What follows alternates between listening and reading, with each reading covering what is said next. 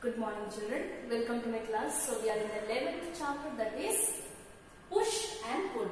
Okay, so we push or pull object in our everyday life for various purposes. For example, why we push and pull the things or an object?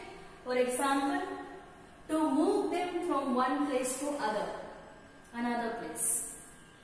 We push a thing to move them from one place to another place. Okay. To stop them we pull sometimes if moving things are there. Okay. And to change their shape. To change their shape also we push the thing. Okay, push or pull. Okay, shape their size. Okay, change their shape, size, speed or direction. We pull and push.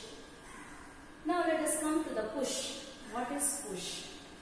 Push is an act of moving an object forward. Okay, forward by applying force on it. Okay, so the act which we use in pull and push is a force. Okay, we use hands while pushing. Okay, we use hands. This makes an object move away from us.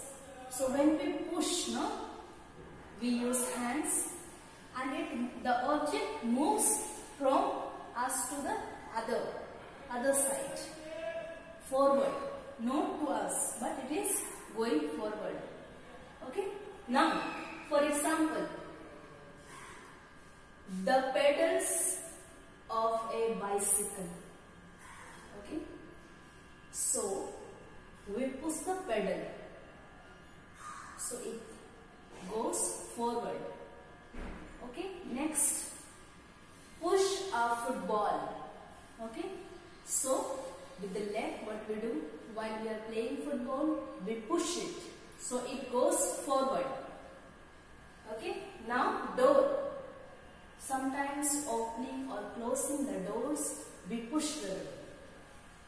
Sometimes it opens and sometimes it closes.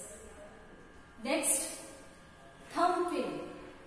While we are putting the thumb pin in the notice board, we have to push it. Okay. Now, while we are walking on the ground, we push it by our feet. Okay. Next example, writing.